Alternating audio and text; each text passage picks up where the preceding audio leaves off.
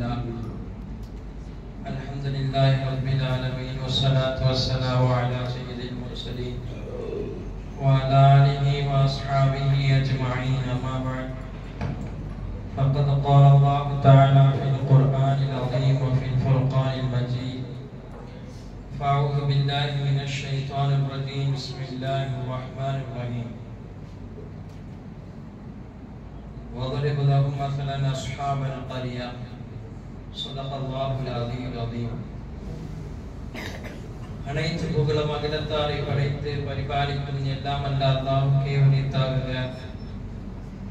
அவனுடைய சாந்தியும் சமாதானமும் மன்னலம் பெருமானார் ஸல்லல்லாஹு அலைஹி வஸல்லம் அவர்களின் மீதும் அவர்களின் அடிச்சுவற்றை அயராது பின்பற்றி வந்த சத்திய சஹாபாக்கள், தாபியீன்கள், முத்தகீன்கள், அவுலியாக்கள், நாதாக்கள், ஷுஹதாக்கள், குறிப்பாக நம் அனைவர்களின் மீதும் என்றென்றும் நிரப்பமாக உண்டாகட்டுமாக.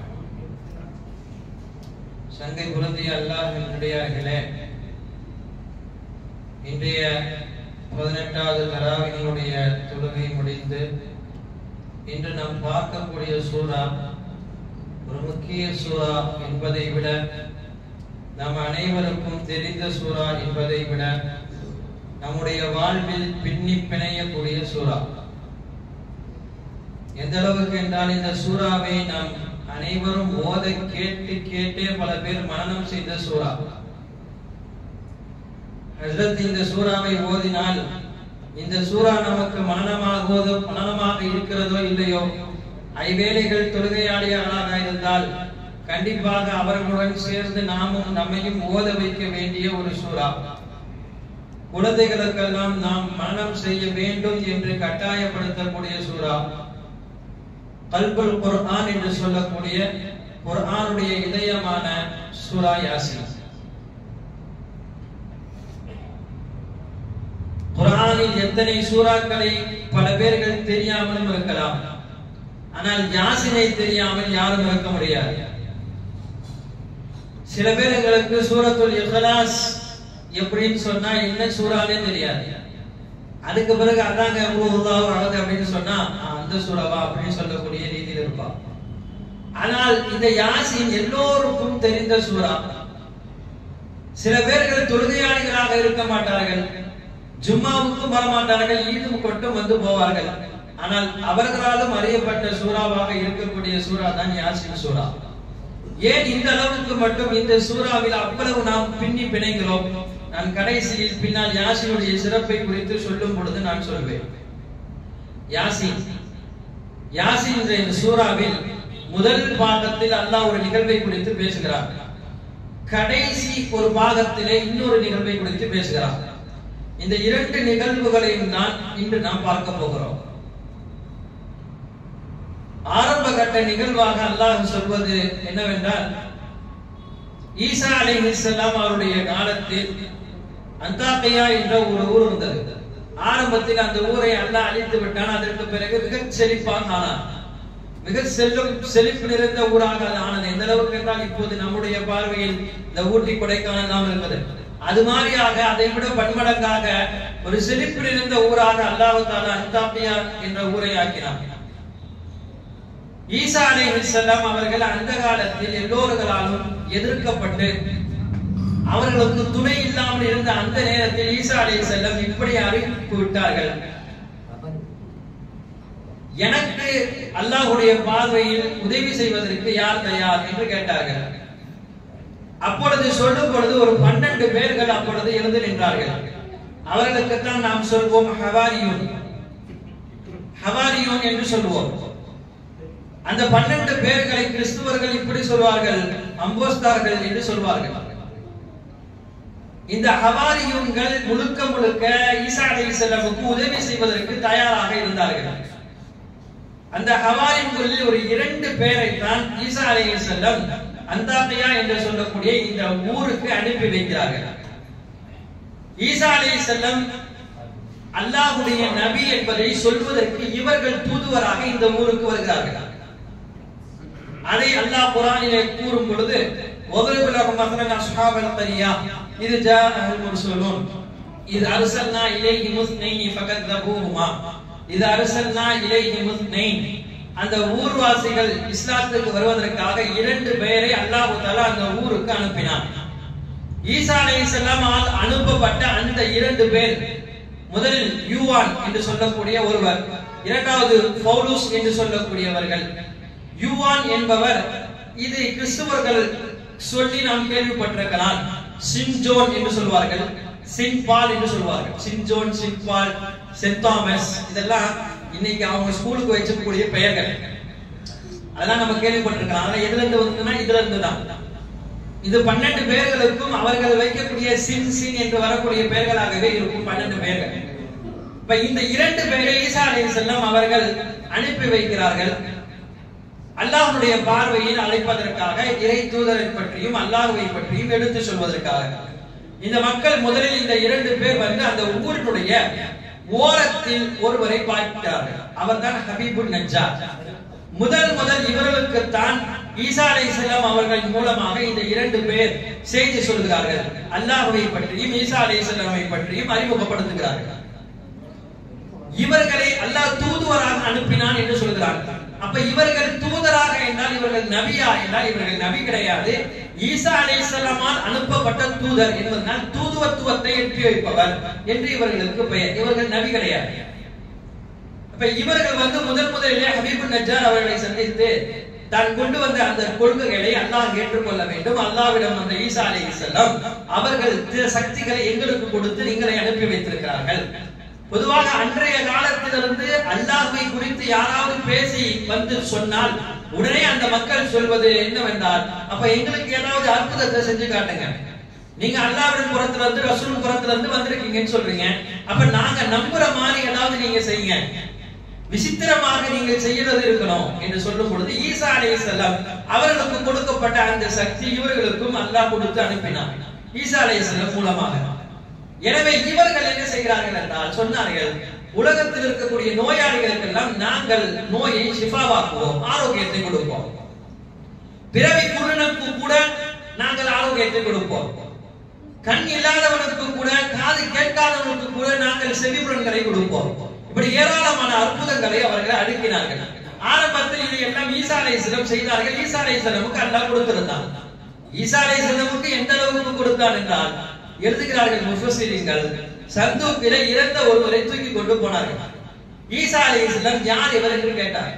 இவர் இறந்து போயாட்டி இவரை கூட்டி போய் நாங்கள் அடக்கம் செய்வதற்கு போகிறோம். ஈசா அலைஹிஸ்ஸலாம் சொல்கிறார்கள், நீங்கள் அல்லாஹ்வை கொண்டும் என்னை ரசூலை கொண்டும் ஈமான் கொள்கிறீர்களா? இவருக்கு நாங்கள் உயிர் கொடுக்கிறோம். ஆச்சரியப்பட்ட மக்கள், ஆம், நீங்கள் உயிர் கொடுத்தால் நாங்கள் ஈமான் கொடுக்கிறோம். அவரை அல்லாஹ்வுடைய அனுமதியை கொண்டு நீங்கள் எழுந்து செல் என்று சொல்ல, சந்தூக்கில் தூக்கி போன அவர் அந்த சந்தூக்கை அவரே தூக்கி போனார். பின்னர் அவருக்கு நிக்காஹ் முடிந்து குழந்தைகள் எல்லாம் பிறந்து அடுத்த 2வது ஒரு மௌத்தானார் என்பது வரலாறை பதிவு செய்கிறார்கள். இப்ப ஈசா அலைஹிஸ்ஸலாமுக்கு அல்லாஹ் அப்படி ஒரு அற்புதத்தை கொடுத்திருந்தார். அந்த அற்புதத்துக்கு ஏற்ப இவர்களும் அதை செய்து காட்டினார்கள். உடனே இந்த ஹபீபுன் நஜ்ஜார், இதெல்லாம் நீங்க உண்மைன்னு நாங்க எப்படி நம்புறது? நீங்க ஏதாவது சொல்வீங்க, சொல்றதை எல்லாம் நாங்க எப்படி நம்புறது என்று சொல்லிவிட்டு, நீண்ட காலமாக எனது மகன் படுக்கையாக இருக்கிறார். அவனுக்கு எல்லா மருத்துவம் கொடுத்து பார்த்தாச்சு, எந்த அசைவும் இல்லை. அந்த மகனை நீங்கள் பணமை போல ஆக்க வேண்டும், நீங்கள் நடக்க வைக்க வேண்டும் என்றால் நான் ஒத்துக்கொள்கிறேன். சரி என்று அவருடைய வீட்டுக்கு அழைத்து போகப்பட்டது.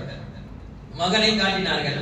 மகனை காட்டியவுடன் எப்போதும் இவர்கள் சொல்வதை போல் சொல்லி அல்லாஹ்வுடைய அனுமதியை கொண்டு அந்த பிள்ளைக்கு நல்ல ஒரு ஆரோக்கியம் கிடைத்தது. எழுந்த அந்த பிள்ளை நடக்க ஆரம்பித்து விட்டார். தெருக்களில் நடந்து போக ஆரம்பித்து விட்டார். பார்த்த மக்களுக்கு எல்லாம் ஆச்சரியம். ஏனென்றால் ஹபீபுன் நஜ்ஜாருடைய மகன் கைகால் இல்லாமல் படுத்துக் கொண்டிருந்தவனாச்சே, படுக்கையில் இருந்தவன், இவன் எப்படி எழுந்து இப்படி நடந்தான் என்பதை மக்கள் கூடி வந்து ஹபீபுன் நஜ்ஜாரிடம் கேட்க வந்து விட்டார்கள். ஹபீபுன் நஜ்ஜார் வந்த இந்த இருவரை குறித்து செய்தி சொன்னார். முதலில் அப்பொழுதுதான் ஈசா அலைஹிஸ்ஸலாம் அனுப்பப்பட்ட அந்த இருவரை குறித்து ஹபீபுன் நஜ்ஜார் மக்களிடத்திலே பிரசங்கம் செய்கிறார். இதை கேட்ட மக்களுக்கு எல்லாம் ஆச்சரியம். யாருக்கும் அவருடைய குடும்பத்தில் யாராவது ஒருவர் உடம்பு முடியாமல் இருக்கத்தானே செய்வார்கள். எல்லோரும் எங்க வீட்டுக்கு வாங்க என்று அழைத்து போய் எல்லாருக்கும் இந்த 2 பேர் ஆரோக்கியத்தை கொடுக்க ஆரம்பித்து விட்டார்கள். அந்த அந்தாக்கியாவிலே புகழ்பெற்ற 2 பேராக பரவ ஆரம்பித்து விட்டார்கள் இந்த 2 பேர். இந்த செய்தி முதல் முறையாக அப்போதுதான் அந்த நாட்டினுடைய அரசனுக்கு தெரிய வருகிறது. அப்போது அவர்கள் வாங்கி கொண்டிருந்த தெய்வம் எல்லாம் வேற வேற தெய்வங்களை வணங்கி கொண்டிருந்தார்கள். இதை பார்த்து கேள்விப்பட்ட அவருக்கு கோபம் வந்து அந்த 2 பேரை பிடித்து வாருங்கள் என்று ஆணையிட்டார். அந்த 2 பேரையும் அப்படியே பிடித்து வந்து அரசருக்கு முன்னால் நிப்பாட்டப்பட்டு விட்டது. அரசர் கேட்டார், என்ன நீங்கள் என்னென்னமோ சொல்லுவீங்களாமே, என்னமோ மார்க்கன்றீங்களா, யாருக்காருக்கோ ஏதோ கொடுக்குறீங்களாமே, என்னமோ செய்யறாமே என்று கேட்கும் பொழுது, ஆமா எங்களுடைய இறை தூதர் இவர், நாங்கள் அல்லாஹ்வால் இந்த இறை தூதரை கொண்டு பின்பற்றுகிறோம், அதனால் நாங்கள் இதை செய்கிறோம் என்று சொன்ன உடனே அரசருக்கு கூட கொஞ்சம் கோபம் அதிகமாகிவிட்டது. என்னவெல்லாமோ சொல்கிறீர்கள், அப்ப இத்தனை காலமாக இந்த மதத்தின் மீது இருக்கக்கூடிய நாங்கள், இத்தனை மக்களை கட்டுப்பாட்டில் வைத்திருக்கக்கூடிய நாங்கள் யார் என்று கோபப்பட்ட அரசர் இவர்களை உடனே சிறையில் அடையுங்கள் என்று ஆணையிடுகிறார். அந்த இருவரும் சிறைக்குள் அடைக்கப்படுகிறார்கள். இதுவரையும் தான் அந்த ஆயத்துக்குரிய விளக்கமாக நாம் பார்க்கிறோம். இது அரசனா இலைஹி முஸ்னைனி என்று சொல்கிறானே, 2 பேரை அல்லாஹ் அனுப்பினான். இதுக்கு பிறகுதான் ஃபஅஸஸ்னா என்று ஆரம்பிக்கிறது. 3வது ஒருவரை அல்லாஹ் கொடுத்து அவர்களை பலப்படுத்தினான். அந்த 3வது ஒருவர் அப்பொழுதுதான் வருகிறார். அவர் யார்? இந்த செய்தி எல்லாம் ஈசா அலைஹிஸ்ஸலாமுக்கு தெரிந்த பிறகு ஈசா அலைஹிஸ்ஸலாம் 3வது ஒருவரை அனுப்பி வைக்கிறார்கள். அந்த 3வது ஒருவர் யார் என்றால், நான் ஹவாரியூன்ஸ் ஒரு 12 பேரை சொன்னேன். அந்த 12 பேருக்கு எல்லாம் இவர் தான் ஹெட், தலைமைத்துவம், தலைவர். அவருக்கு பெயர் சம்ஊன், சென்ட் தாமஸ் என்று கிறிஸ்தவர்கள் சொல்கிறார்கள். சம்ஊனை கொடுத்து அனுப்பி வைத்தார்கள். சம்ஊன் அவர்கள் இவர்களுக்கெல்லாம் கொஞ்சம் மாற்றமானவர். எதையுமே இப்படி எல்லாம் ஃபேஸ் பண்ண மாட்டார். இவர் வந்த உடனே ஷிஃபா கொடுத்து எல்லாரும் மக்களும் ஷிஃபா அடைஞ்சு அது அரசர்கிட்ட போய் செயலுக்கு போயிட்டாரு. இது எல்லாம் தெரிந்து வந்த சம்ஊன் அவர்கள் இதெல்லாம் செய்யாம முதல்ல வந்த உடனே அரண்மனைக்கு பக்கத்தில் ஒரு கூடாரம் போட்டு உட்கார்ந்தார்கள். எதையும் மக்களிடத்தில் தெரிவித்துக் கொண்டவில்லை. மக்களோடு மக்களாக கலந்தார்கள். தாவாவுடைய பணியை ஒரு கட்டத்தில் எப்படி செய்ய வேண்டும் என்பதையும் ஹவாரியூன்கள் பாடம் நடத்துகிறார்கள். மக்களோடு மக்களாக கலந்தார்கள். எல்லாரிடத்திலும் சகஜமாக பேச ஆரம்பித்தார்கள். சமூன் என்பவர் நம்மளே ஒருவர் என்பதை போல எல்லாருக்கும் தெரிந்தது. எல்லாருக்கும் சமூன் என்ன செய்வாரு என்று மக்களுக்குள் பேச்சுவார்த்தை நடந்தது. அதற்கு பிறகு மக்கள் தங்களுடைய குடும்பத்தை பற்றியும், பொதுவாக அதுதானே நல்ல பழக்கமாகிவிட்டால் எல்லாத்தையும் எடுத்து சொல்வார்கள். அதுபோல குடும்பத்தை பத்தி எல்லாம் சொல்லும் பொழுது இவர்கள் கேட்டார்கள். அப்படியா அப்படின்னு கேட்டுக் கொண்டிருக்கும் பொழுதுதான் யாருக்காவது குடும்பத்தில் இருக்கக்கூடிய சோகங்களை சொல்வார்கள். அப்போ அவர்கள் சொல்றார்கள், எங்கள் குடும்பத்தில் இவர் ரொம்ப காலமாக நோய்வாய்ப்பட்டிருக்கிறார், இவர் கண்ணில்லாமல் இருக்கிறார், இவருக்கு இந்த நோய் இருக்கிறது என்றெல்லாம் சொல்லும் பொழுது நான் உங்க வீட்டுக்கு வருகிறேன், வந்து அவரை பார்க்கிறேன், பார்த்து என்னால் முடிந்த எதையாவது நான் செய்கிறேன் என்று சமூக ஒவ்வொரு வீட்டுக்காக போகிறார். யாருடைய வீட்டிற்கு என்றால் அந்த அரண்மனையில் வேலை செய்தவர்கள், காவலாளிகள், இவர்களை மட்டும் முன்னோக்கி இவர்களை மட்டும் முதல்ல கவர்கிறார். என இவர்களின் மூலமாக அடுத்த அரசரை ஏற்ற வேண்டும். இவருடைய இந்த பிளானும் ஷெட்யூலும் நம்மளை ஆச்சரியத்தில் ஆழ்த்தும் அப்படின்னு சொல்லி இவங்க வீட்டுக்கு போய் கேட்டு அவங்களுக்கெல்லாம் ஷிஃபா கொடுக்க ஆரம்பிச்சார் சமூகம். அவங்களுக்கெல்லாம் அல்லாஹ்வுடைய கிருபையில ஆரோக்கியம், ஒவ்வொருக்கு ஆரோக்கியம் வந்தது. இன்னும் இந்த காவலாளிகள் வேலை செய்வதால் அந்த சமூகம் மீது அதிகம் பிரியம் கொண்டவராக ஆனார்கள். அப்ப இப்ப எல்லாம் சகஜமாக பேசக்கூடிய அந்த நிலைக்கு ஆன பிறகுதான் அந்த ஒரு காவலாளிகளை கேட்டாரு, நீங்க சிறைச்சாலை எல்லாம் இருக்குது, அதெல்லாம் போய் பார்க்கலாமா, நமக்கெல்லாம் அனுமதிப்பாங்களா? அப்ப அவர் சொல்றார், நீங்க கேட்டு நான் கூட போவனா இருப்பனா, வாங்க போலாம் என்று சொல்லி சிறைச்சாலையை அந்த காவலாளி சுத்தி காட்டினார். சுத்தி காட்டும் பொழுது அந்த 2 பேர் சிறையில் இருந்தார்களே, அந்த 2 பேரிடம் கொஞ்சம் தனியாக பேச முற்பட்டார். பேசினார். பேசும் பொழுது இவர்களுக்கும் தெரிந்தது யார் என்று, அவர்களுக்கு புரிந்துவிட்டது யார் என்று. அப்ப இவர்கள் எல்லாம் ஏன் இப்படி பண்ணீங்க, என்ன எதுன்னு கேட்கும் பொழுது, இல்ல இந்த மாதிரி நாங்க தாவா கொடுத்தோம், எங்களை பிடிச்சு சிறையில போட்டாங்க. அதுக்கு இவர் சொன்னாங்க, சமூகம் இல்ல இல்ல அதுக்கு ஒரு முறை இருக்கிறது, அந்த முறைப்படி நீங்கள் வந்திருந்தால் கொஞ்சம் தெளிவாக கொடுத்திருக்கலாம், விஷயத்தை சொல்லியிருக்கலாம். சரி பரவாயில்லை, நான் உங்களை விடுவிக்க ஏதாவது செய்கிறேன், கண்டிப்பாக உங்களை நான் வெளியே கொண்டு வருகிறேன் என்று அவர்களுக்கு ஆறுதலாம் சமூகம் சொல்லிவிட்டு அவர்கள் போய்விட்டார்கள். இப்படி கொஞ்ச காலம் கிடைக்கிறது. ஒரு பணியை கையில் எடுத்தால் எப்படி செய்ய வேண்டும்? எடுத்தவுடன் கொஞ்சம் கொஞ்சமாக கொஞ்சம் கொஞ்சமாக தான் தாவாவுடைய பணியை செய்ய வேண்டும்.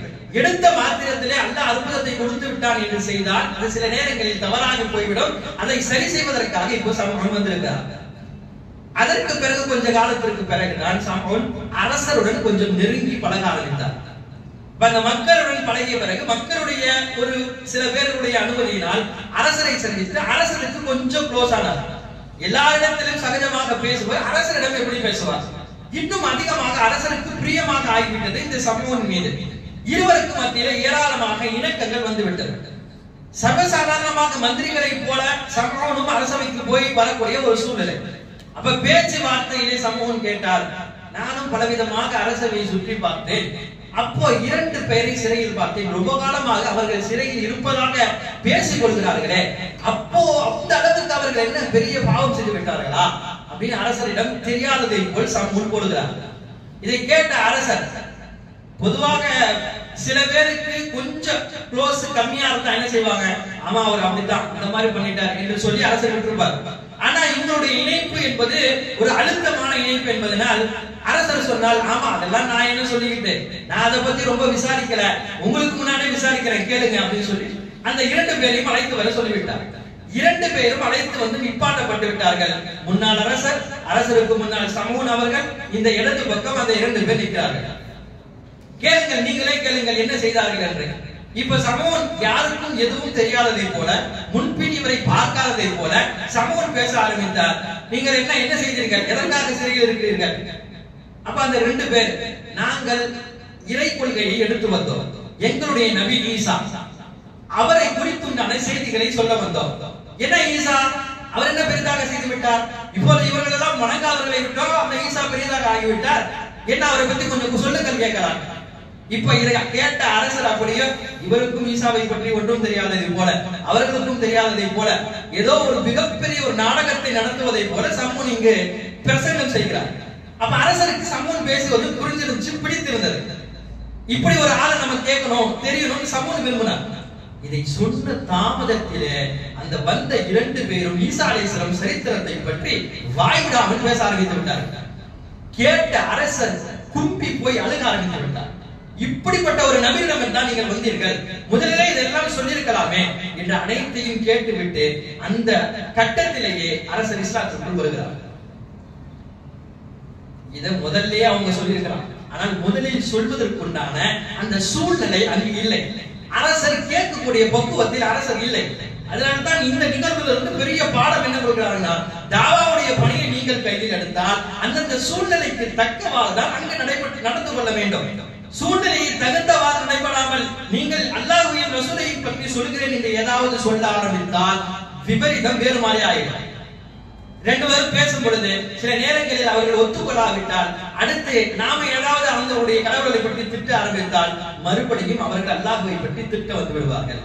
எனவே தான் அல்லாஹ் சொல்கிறார், நீங்க அவங்களுடைய தெய்வத்தை பற்றி திட்டாதீர்கள், திட்டினால் உங்களுடைய ரப்பை பற்றி அவர்கள் திட்டுவார்கள், ரப்பை பற்றி திட்டுவதற்கு நீங்கள் காரணமாக ஆகிறார்கள் என்று அல்லாஹ் ஒரு ஆயத்தில் பேசுகிறார். சமூக இஸ்லாத்துக்கு வந்து விட்டார், ஆனால் அரசர் இஸ்லாத்துக்குள் வந்து விட்டார். அரசர் இஸ்லாத்துக்குள் வந்தாலும் கூட அந்த மக்கள் அதை ஏற்றுக்கொள்ள மறுக்கிறார்கள். அந்த மக்களுக்கு இஸ்லாம் பிடிக்கவில்லை. யாரோ ஒருவர் 2 பேர் வந்து சொல்லி 3வது ஒருவர் இவர் வந்து சொன்னனால அரசர் இஸ்லாத்துக்குள்ள வந்துட்டார்னா நம்மளும் இஸ்லாத்துக்குள்ள போயிருவோமா, இவ்வளவு காலமாக நம்ம வணங்கி இருந்த தெய்வங்களை எல்லாம் நம்ம எப்படி விட முடியும் என்று சொல்லி அந்த மக்கள் சொன்னாங்க, காலுமா அன்தும் இல்லா பஷரும் மிஸ்லுனா, நீங்க சாதாரண மனிதர் தான், நீங்கள் இறையருள் கொடுக்கப்பட்டலாம் இங்க அனுப்பப்படல, நாங்க உங்களை ஏற்றுக்கொள்ள மாட்டோம். காலு ரப்புனா யஅலமு இன்னா இலைக்கும் லமுர்ஸலூன், அவங்க சொன்னாங்க அல்லாஹ்க்கு தெரியும், நான் எங்களை அனுப்பி வச்சது அதான், நாங்க தான் அல்லாஹ்வுடைய இறை தூதர், நாங்க எதை சொல்லுவோம், வமா அலைனா இல்லல் பலாகுல் முபீன், நாங்கள் எத்தி வைப்பதை தவிர வேறு வேலை எங்களுக்கு இல்ல, நாங்க சொல்றதெல்லாம் சொல்லிட்டோம், இதுக்கு மேல நீங்க என்ன சொல்ல போறீங்க? அவர்கள் அடுத்து பேசினார்கள், காலு இன்னா ததய்யருனா பிக்கும், நாங்க உங்களை கெட்ட சகுனமாக பார்க்கிறோம். அன்றைய காலத்திலிருந்து இன்றைய காலம் வரைக்கும் அந்த சகுனம் இருக்கத்தான் செய்கிறது. கெட்ட சகுனமாக உங்களை நான் பார்க்கிறோம், அப்படிதான் எங்களுக்கு நீங்கள் திருப்புறீர்கள், நீங்கள் பெரும் சக்தி கொடுக்கப்பட்டவர்களாக அல்லாஹ்வால் ஈசா அலைஹிஸ்ஸலாமால் அனுப்பப்பட்டவர்களாக எங்களுக்கு தெரியவில்லை என்று கெட்ட சகுனமாக திரிகிறீர்கள் என்று அவர்கள் பேசியதை அல்லாஹ் குர்ஆனில் பதிவு செய்கிறார். ஏன்னா அன்றைய காலத்துல இருந்தே இருக்குது இந்த கெட்ட சகுனம். அன்று எப்படின்னா ஒரு பறவை தூக்கி அப்படி விடுவாங்க, அந்த பறவை வலது பக்கம் பறந்து போச்சுன்னா நல்ல விதமாக வியாபாரம் போகும், வலது பக்கத்துல வியாபாரத்தை தேட ஆரம்பிக்க போவார்கள். அது கொஞ்சம் மாறியது. அப்புறம் அந்த பறவை கிளியாகி போய் கிளி சீட் எடுத்து போடும், எந்த சீட்டை கிளி எடுத்து போடுதோ அந்த சீட்ல தான் அவருக்கு வாழ்க்கை இருக்குது. அடுத்து கொஞ்சம் மாறிடுச்சு, ரோபோட் வந்தது, ரோபோட்ல ஒரு காசு போடுவாங்க, அது ஒரு சீட்டு கொடுக்கும், அந்த சீட்டையுடைய வாழ்க்கை முழுக்க அந்த 2 வரியில எழுதப்பட்டிருக்கும். இன்னும் அதுவும் இன்னைக்கு மாறி செல்போனுக்குள்ள ஒரு ஆப், அந்த ஆப்ல போய் தட்டி நீங்க போட்டீங்கன்னா உடனே உங்க அனைத்து விதமான விஷயங்களையும் அந்த ஆப் கொட்டிடும், அதை எடுத்து வச்சு வாழ்க்கையை வாழ வேண்டியதான். இன்றை வரையும் இந்த சகுனம் பார்ப்பதும் இந்த கெட்ட விஷயமும் இருந்து கொண்டுதான் இருக்கிறது. அன்றே அல்லாஹ் சொன்னான், அவர்கள் சொன்ன அந்த வார்த்தையை பதிவு செய்கிறான். இன்னா தஃபையரனா பிக்கும், கெட்ட சகுனமாக நாங்கள் உங்களை பார்க்கிறோம். லஇல்லம் தன்தஹு, நீங்கள் எங்களை விட்டு போகவில்லை என்றால் லனர்ஜு மன்னக்கும் வலை யமஸ்ஸன்னக்கும் மின்னா அதாபுன் அதீம், கற்களால் உங்களை எரிந்து உங்களுக்கு பெரிய வேதனை கொடுக்க நாங்கள் தயாராக இருக்கிறோம் என்ற அளவுக்கு அவர்கள் பேசிவிட்டார்கள். இந்த பேச்சுவார்த்தை எல்லாம் நடந்து கொண்டிருக்கும் பொழுதுதான் ஆரம்பத்தில் ஒருவரை பற்றி படித்தோமே, ஹபீபுன் நஜ்ஜார், அவர் ஓடி வருகிறார். வஜாஅல் அக்ஸல் மதீனா, மதீனாவுடைய கடைக்கோடியிலிருந்து அவர் வந்து சொன்னார், இந்த இறை தூதரை நீங்கள் ஏற்றுக்கொள்ளுங்கள். ஏன் ஏற்றுக்கொள்ளணும்னு சொன்னா, இத்தபியும் அல்லாஹ் யஸ்லுக்கும் அஜ்ரம் வஹும் முஹ்ததூன், நீங்க அவங்க செய்யறதுக்காக வேண்டி அவர்கள் உங்களிடம் இந்த இறையை பற்றி பரப்புவதற்காண்டி ஏதாவது காசு வாங்கினாங்களா? இதுவரைக்கும் உங்கள்கிட்ட இருந்து ஏதாச்சும் வாங்கியிருக்காங்களா? எதுவும் வாங்கவில்லை. இறையை பற்றி சொல்கிறார்கள். இன்னும் உங்களில் முடியாதவர்களுக்கெல்லாம் அவர்கள் சுகம் கொடுக்க தயாராக இருக்கிறார்கள் என்பது என்ற பொழுது அவருடைய ரப்பை கொண்டு ஈமான் கொள்ள வேண்டியதானே? இதுல என்ன உங்களுக்கு மறுப்பதற்கு என்ன இருக்கிறது என்று சொல்லிவிட்டு, நீங்கள் எப்படியோ போக, ஆனா நான் அல்லாஹ்வை கொண்டுதான் ஈமான் கொள்வேன். ஏன் அல்லாஹ்வை கொண்டு ஈமான் கொள்வேன் அப்படின்னு சொன்னா, ஏதாவது எனக்கு அல்லாஹ் கெடுதியை கொடுத்து விட்டால் நீங்கள் வணங்கக்கூடிய தெய்வங்கள் எதுவும் எனக்கு வந்து நிற்காது, எனக்கு சிபாரிசும் செய்யாது. குர்ஆனுடைய ஆயத்தை அப்படியே படித்து போனால் நேரமாகிவிடும் என்பதனால் ஆயத்துடைய தர்ஜுமாவை மட்டும் அடுத்து சொல்கிறேன். அப்ப நீங்க சிபாரிசுலாம் அந்த தெய்வம் செய்யாது, அதனால நான் உங்க தெய்வத்தை வணங்குவதற்கு முடியாது, எனக்கு அல்லாஹ் தான் என்று பல வார்த்தைகளை அந்த தெய்வங்களை குறித்தும் அல்லாஹ்வை பெருமைப்படுத்தியும் பேசியதனால் ஒரு நாள் இல்லை ஒரு நாள் இவர்களை குறிவைத்து அவர்கள் கொன்று விட்டார்கள். ஹபீபுன் நஜ்ஜார் இவர்களால் கொல்லப்பட்டார். இந்த வரலாறு தஃசீர் கூட இருக்கிறார். அதற்கு பிறகு அல்லாஹ் சொன்ன வார்த்தை தான் என்ன? அவர் இறந்த பிறகு அல்லாஹ் அவர்களை சொன்னார், நீங்கள் சொர்க்கத்துக்கு போங்க. சொர்க்கத்திற்கு போங்கன்னு சொன்ன பிறகு ஹபீபுன் நஜ்ஜாருடைய கவலை என்ன? கால யா லைத கௌமி யஅலமூன் பிமா கஃபரலி ரப்பி வஜஅலனி மினல் முக்ரமீன். யா அல்லாஹ், நீ என்ன சொர்க்கத்துக்கு போங்கன்னு சொல்லிட்ட, நான் சொர்க்கத்துக்குள்ள போயிட்டேன். ஆனா என் கை சேதமே, என் மக்களுக்கு இதெல்லாம் தெரியாம போச்சு. ஆனா என் மக்கள் என்ன சொல்லிருந்தாங்க? அல்லாஹ் இல்ல, ஈசா அலைஹிஸ்ஸலாம் இல்லன்னு சொல்லிருந்தாங்க. அவங்களுக்கு இதெல்லாம் தெரியல. நீ என்ன மன்னிச்சிட்ட, என்ன நீ சங்கைப்படுத்திட்ட, அவங்களுக்கு இந்த விஷயம் தான் தெரியணுமே. வமா அன்ஸல்னா அலா கௌமிஹி மின் பஅதிஹி மின் ஜுன். அதுக்கு அல்லாஹ் சொல்லிட்டான். அவங்க தெரியணுமேன்னு சொல்றதுக்கு காரணம் என்னன்னா, எனக்கு கொஞ்சம் அவகாசம் கொடுத்தா நான் கீழே இறங்கி ஏதாவது சொன்னா கண்டிப்பா இந்த மக்கள் நம்புவாங்க, எனக்கு அவகாசம் கொடு என்று அவருடைய பேச்சு இருப்பதை போல அல்லாஹ் அடுத்த ஆயத்தை சேர்த்து இறக்கி விட்டார். இங்க வந்து விட்டால் திரும்பலாம் போக முடியாது, திரும்ப போக முடியாது. நம்ம உலகத்தை விட்டு மேல போயிட்டாலும் போன பிறகு என் மக்கள் எல்லாம் இப்படி இருக்கிறாங்களேன்னு அல்லாஹ்ட்ட அனுமதி கேட்டு வந்து சொல்லவும் முடியாது. ஏன்னா அப்படி ஒரு சான்ஸ் அல்லாஹ் கொடுத்திருந்தானா கண்டிப்பா அடுத்து ஒரு வக்து இல்ல ஒரு நஃபில் சுன்னத்தையும் யாரும் விட மாட்டாங்க. அந்த சான்ஸும் இல்ல. இன்னொரு சான்ஸும் இல்ல. என்னன்னா மேல போன பிறகு பல பேர்கள் இதை அல்லாஹ்விடம் கேட்பார்கள் என்று இன்னொரு ஆயத்தில் அல்லாஹ் சொல்கிறான். என்ன?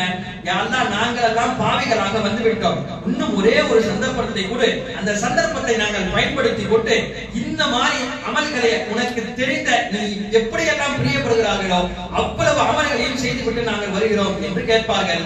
அவர்களுக்கும் அல்லாஹ் அனுமதிக்க மாட்டார். அப்ப ஒன் டைம் தான் உலகம். அதை ஒன் டைம்ல கடந்து சொர்க்கத்துக்கு போயிட்டோம், மறுமைக்கு போயிட்டோம்னா மறுபடியும் எல்லாம் அல்லாஹ் இந்த உலகத்திற்கு விட மாட்டான். எனவே அவர்கள் கதை முடிந்தது அல்லாஹ் சொல்லி முடித்து விட்டான். இன்கானத்தில்லா ஷைஅன் வாஹிதா, மிகப்பெரிய இடி அவர்களை வந்து பிடிச்சது. ஃபைதாஹும் ஹாமிதூன், அவர்கள் சாம்பலாகி போய்விட்டார்கள். அல்லாஹ்வை மறுத்து அவர்களால் அனுப்பப்பட்ட தூதரையும் கொலை செய்தவனை அல்லாஹ் தஆலா எந்த கட்டத்திலும் விடமாட்டான் என்பதை இந்த ஆயத்துக்கு ஒரு ஆசி நமக்கு தெரியப்படுத்துகிறது. இரண்டாவது பகுதியாக இதே ஆயத்துடைய போங்கிலே நமக்கு தெரியும். அது என்ன? முதல்ல வதரபல் மஸலன் அஸ்ஹாபல் கரியா என்று ஆரம்பித்தது. இந்த ஆயத்தை வதரபலனா மஸலன் வனசிய ஹல்கா, இதுல அல்லாஹ் தஆலா ஒரு உதாரணத்தை சொல்றான். இந்த ஆயத்து இறக்கப்பட்ட காரணம் என்னன்னா, ஆசிப் இப்னு வாயில் என்று சொல்லக்கூடிய ஒருவன், அவன் நபி ஸல்லல்லாஹு அலைஹி வஸல்லம் அவரிடம் வந்து கேட்டான், நபியே, நீங்கள் அல்லாஹ்வையும் ரசூலையும் பற்றி எல்லாம் சொல்கிறீர்கள், நாங்கள் நம்ப வேண்டும் என்று சொல்கிறீர்கள், ஆனால் கையில் வரும் பொழுதே ஒரு மக்கி போன எலும்பு துண்டை கையில் கொண்டு வந்தான். இந்த எலும்பு துண்டை பாருங்க, இது மக்கி போச்சு, இதுல ஒண்ணுமே இல்ல. இவ்வளவு மக்கி போன இந்த எலும்பு துண்டை தான் உங்க அல்லாஹ் சொல்வதை போல் நீங்க சொல்றீங்க. இப்படி மக்கி போனாலும் கூட அல்லாஹ் மறுபடியும் இதுக்கு உயிர் கொடுப்பான், உயிர் கொடுத்து அவர்களை எழுப்புவான் என்று சொல்கிறீர்கள். இதெல்லாம் நம்புற மாதிரியா இருக்கு? அவர் கேட்க வேண்டிய கேள்வி. இப்படி எல்லாம் நீங்கள் சொல்கிறீர்களே, இவ்வளவு மக்கி போச்சு, இதுக்கு அல்லாஹ் உயிர் கொடுப்பானா எப்படி கொடுப்பான் என்று சொல்லும் பொழுது ரசூலுல்லாஹி ஸல்லல்லாஹு அலைஹி வஸல்லம் அவனுக்கு பதிலா சில வார்த்தையை சொல்றாங்க. என்னன்னா, அப்படியா, நீ இப்ப மௌத்தாயிட்டன்னு வச்சுக்கோ, நீ மௌத்தான பிறகு அல்லாஹ் தஆலா உன்னை கூப்பிட்டு கேள்வி எனக்கு கேட்பான். உன்னிடத்திலே இஸ்லாமும் இல்லை, ஈமானும் இல்லை. இப்போ அல்லாஹ் தஆலா உன்னை உயிர்ப்பித்து எழுப்பிய பிறகு உன்னை ஒண்ணுமே இல்லாம தூக்கி நரகத்துல எரிவான். இதுவும் நடக்கும்னு சொன்னாங்க. அவனுக்கு இன்னும் சுருன்னு ஆச்சு. ஏன்னா இப்படி நம்மளை பார்த்து பேசுறாங்க என்று சொல்லும் பொழுதுதான் அடுத்த அல்லாஹ் இந்த ஆயத்தை இறக்கிறான். வலரபலனா மஸலம் வனசிய கல்கா. நபியே, உங்களிடத்திலே வந்து கேட்கிறார்கள், நீங்கள் ஒரு உதாரணத்தை சொல்லுகிறார்கள். அழகாக அல்லாஹ் ஒரு உதாரணம் சொல்றான். வனசிய கல்கா, அவங்க எப்படி படைக்கப்பட்டாங்க அப்படின்றத அவங்க மறந்துட்டாங்களா? அழகான வார்த்தை. எப்படி படைக்கப்பட்டாங்கன்னு மறந்துட்டாங்களா? மறந்துட்டு தானே அல்லாஹ் இப்படி கேக்குறாங்க. கால மையஹீனி யஸாமா வஹியரமி, இந்த மக்கி போன இந்த எலும்பை மறுபடியும் உயிர்ப்பித்து மனிதனாக கொண்டு வருவது எப்படின்னு கேக்குறாங்களே, நீங்க சொல்லுங்க நாயகமே. குல் யுஹீன அல்லதி அன்ஷஅஹா அவ்வல மர்ரா.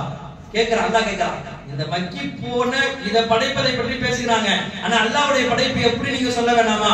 அவ்வல மர்ரா, முதல் படைப்பான ஆதமை ஒண்ணுமே இல்லாம அல்லாஹ் படைச்சனா இல்லையா? இந்த மக்கி போன எலும்பை படைக்கிறது பெரிய விஷயம் கிடையாது. முதல் படைப்பான ஆதம் அலைஹிஸ்ஸலாமே அல்லாஹ் படைக்கும் பொழுது இந்த எலும்பை வச்சு மனுஷனை உருவாக்குறது அல்லாஹ்க்கு பெருசா? எப்படி அல்லாஹ் அழகான உதாரணம் கொடுத்து பேசுகிறான். சொல்லிவிட்டு சொன்னான், ஒவ்வொரு குல்லி கல்கின் அலீம்.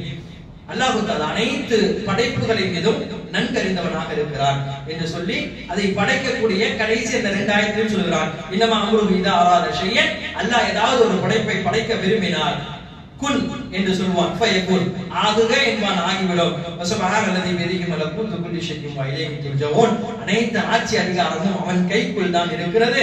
அவன் தான் அனைத்தின் மீதும் சக்தி பெற்றவன். அவனின் பக்கம் தான் நீங்கள் மீள்வீர்கள் என்று சொல்லி இந்த யாசீனை அல்லாஹ் முடிக்கிறார். ஏராளமான படிப்பினைகளை இந்த யாசீனுக்குள் நம்மால் பார்க்க முடியும். ஒரு பக்கம் படிப்பினைகள், இன்னொரு பக்கம் யாசீனுடைய சிறப்புகள். இந்நேரத்தில் அதையும் சொல்லி ஆக வேண்டியிருக்கிறது. யாசீனுக்கு மட்டும்தான் எல்லா பொருட்களுக்கும் ஒரு கல்பு உயிரினங்களுக்கு எல்லாம் இருக்கும். அது போல அல்லாஹ் குர்ஆனுக்குள்ள யாசீனை பற்றி சொல்லும் பொழுதுதான் யாசீன் தான் குர்ஆனுடைய இதயம் என்று நபி ஸல்லல்லாஹு அலைஹி வஸல்லம் சொல்லி தருகிறார்கள். யாராவது வீட்டுல ரொம்ப முடியாம ஒரு மௌத்தார ஸ்டேஜ்ல இருக்கக்கூடிய அவர்களை பக்கத்துல உட்கார்ந்து யாசீனை ஓதுங்கள். யாசீனை ஓதினால் அல்லாஹ்வுடைய ரூஹை இலகுவாக வாங்குவான். ஏன்னா ரூஹ் போகக்கூடிய அந்த சக்கராத் என்பது அவ்வளவு கஷ்டமாக இருக்குமா. சில நபிமார்களை கனவில் கண்ட பெரும் பெரும் வலிமார்கள் எல்லாம் சொல்லியிருக்கிறார்கள். மூசா அலைஹிஸ்ஸலாமை கனவில் கண்டு மூசா அலைஹிஸ்ஸலாமுடைய உயிர் வாங்குதல் எப்படி இருக்கு என்று கேட்கும் பொழுது மூசா அலைஹிஸ்ஸலாம் சொன்னார்கள், அல்லாஹ்வுடைய நபி அவ்வளவு அல்லாஹ்விடத்திலே அவ்வளவு நெருக்கமாக பேசிய நபி சொன்னார்களாம், ஒரு பறவையை பிடித்து நெருப்பில் அப்படியே போட்டால் அது எப்படி துடிதுடித்து போகுமோ அப்படித்தான் என் உயிர் வாங்கப்பட்டது. ஒரு நபிக்கே இப்படி உயிர் வாங்கப்பட்டதுன்னா நாமெல்லாம் ஏமாந்தோம். அப்ப அந்த கட்டத்தை அல்லாஹ் லேசாக்குறானா? யாசீனின் மூலமாக அல்லாஹ் லேசாக்குகிறான் என்றார்கள் பெருமானார் ஸல்லல்லாஹு அலைஹி வஸல்லம். அது மாதிரி காலையில் எழுந்தவுடன் நீங்கள் யாசீன் ஓதுங்கள். அப்படி ஓதினால் அடுத்து வரக்கூடிய அத்தனை காரியங்களையும் அல்லாஹ் உங்களுக்கு இலகுவாக ஆக்குகிறார். தொழில் சம்பந்தப்பட்ட அத்தனை காரியங்கள், நம்ம என்ன தொழில் பார்க்கிறோமோ அது சம்பந்தப்பட்ட அத்தனை காரியங்களையும் அல்லாஹ் லேசாக்குறார். இந்த யாசீன்ன்றது லேசாக்குவான்றது ஒரு பொதுப்படை. என்னன்னா அடுத்து அவர்களுடைய வேலைக்கு தக்கவாறு அல்லாஹ் லேசாக்குவான். இன்னைக்கு மதரசாவில் படிக்கக்கூடிய எல்லா மாணவர்களுக்கும் காலையில எழுந்தவுடன் ஃபஜர் முடிந்தவுடன் குர்ஆனுக்கு யாசீன் ஓத உட்காருவாங்க. இது ஏன்னா அவங்களுடைய அடுத்த வேலை என்ன? குர்ஆனை மனனம் செய்யக்கூடிய வேலை. அதை அல்லாஹ் இலகுவாக்குவான். நம்முடைய அடுத்த வேலை என்ன? நம்ம ஆபீஸ்க்கு போவோம், அடுத்து அவங்கள இவங்கள பாக்குறோம், அது அடுத்தனையும் அல்லாஹ் லேசாக்குவான். அப்ப யாசீனுடைய முக்கிய கருத்து தான் அடுத்த அந்த நாட்களுடைய அத்தனையும் லேசாக்குவான், அல்லாஹ் வெற்றியை கொடுப்பான். அடுத்து யாசீனுடைய மிகப்பெரிய சிறப்பு என்னவென்றால் அனைத்து தேவைகளையும் யாசீனை கொண்டு அல்லாஹ் நிறைவேற்றிக் கொள்கிறான். ஏதாச்சும் நமக்கு ஒரு தேவைன்னா உடனே ஒரு யாசீன் ஓதி துஆ செஞ்சா கண்டிப்பா அல்லாஹ் அந்த தேவையை நிறைவேற்றுறான். ஒரு 2 ரக்காத் தொழுது துஆ செய்யுங்க சொல்றோம்ல, அது மாதிரி யாசீனை ஓதி துஆ செய்தாலும் அந்த தேவையை அல்லாஹ் நிறைவேற்றி கொடுக்கிறான். அதனால ஷபே பராத்துக்கு 3 யாசீன் ஓதுவாங்க. 3 யாசீன் ரசூலுல்லாஹ் ஓதிருக்காங்களா? நாயகம் ஓதல. சஹாபாக்கள் ஓதுனாங்களா? சஹாபாக்கள் ஓதல. பின்னால உள்ளவங்க ஓதுனாங்களா? யாரும் ஓதல. அப்ப ஏன் 3 யாசீன் ஓதுறீங்க? 3 யாசீன் ஓதுவதற்கு காரணம் ஒன்றுதான், நீங்கள் எந்த தேவைகளை யாசீனை ஓதி கேட்கிறீர்களோ அல்லாஹ் கொடுப்பான். எனவே நான் தேவை இன்னைக்கு என்ன, எனக்கு இன்றைய தேவைன்னா இன்னைக்கு அல்லாஹ் தஆலா ரிஸ்கை அபிவிருத்தி பண்ணி கொடுக்கிறேன்னு சொல்லியிருக்காங்க. அதனால யாசீன் ஓதி யா அல்லாஹ் வரக்கூடிய வருடத்தில் அந்த ரிஸ்கை அபிவிருத்தி பண்ணித்தா. வரக்கூடிய வருடத்தில் எந்த பலாபசீகத்திலும் இல்லாமல் ஆக்கிட்டா. இரண்டாவது யாசின். வரக்கூடிய வருடத்தில் எனக்கு இதெல்லாம் ஓதி கேட்கும் பொழுது அல்லாஹ் தஆலா அதை கபூல் செய்து கொடுக்கிறார். அவ்வளவுதான் யாசின். அதற்காகத்தான் யாசின் ஓதி துஆ செய்கிறது. சுருக்கமாக சொல்ல போனால் யாசினை பற்றி ஒரு மனிதனுடைய பிறப்பிலிருந்து இறப்பு வரை வந்து நிற்பது யாசின் தான். அகீகாவிலிருந்து ஆரம்பிக்கிறது. ஹஜ்ரத் ஃபாத்தியா ஓதுனா அதுக்கு என்ன ஃபாத்தியா சூரா மட்டும் ஓதுவாரு, யாசின் ஓதி முடிப்பார். அடுத்த ஒரு குடும்பம் ஒரு வீடு பால் காய்ச்சணும் ஒரு வாங்க அப்படின்னு சொன்னா அடுத்து அங்க யாசின். என் பிள்ளைக்கு நிக்கா இருக்குது வாங்க அதுக்கு ஓதுங்கன்னா அங்கேயும் யாசின். அடுத்து ஒரு நல்ல இடத்துக்கு போகிறான் ஏதாச்சும் துவா செய்யுங்க அங்கேயும் யாசின். எல்லாம் முடிந்து அவர் முழுக்க வாழ்க்கையே முடிச்சிருக்காரு, மௌத்தா போயிட்டாரு எங்க அத்தா வாங்க அதுக்கு ஓதுங்க அங்கேயும் யாசின். பிறப்பு முதல் இறப்பு வரையும் அனைத்திற்கும் அல்லாஹ் கொண்டு வந்து நிறுத்துவது யாசினை தான் நிறுத்துவான். காரணம் இந்த யாசின் மற்ற அத்தனை சூறாக்களிலும் அல்லாஹ்விடத்தில் ஆக சிறந்த சூறாவாக இருக்கிறது. எனவே நாமும் முடிந்த அளவு இந்த யாசினை மனனம் செய்வோம். நமது பிள்ளைகளுக்கும் வாரிசுகளுக்கும் மனனம் செய்ய வைப்போம். வரக்கூடிய வாழ்க்கையில அல்லாஹ் தஆலா முழுமையாக யாசினுடைய பரக்கத்தினாலும் குர்ஆனுடைய பரக்கத்தினாலும் அல்லாஹ் நம் அனைவருக்கும் எல்லா விதமான பரக்காத்துகளையும் தந்தருள் புரிவானாக. அல்ஹம்துலில்லாஹி.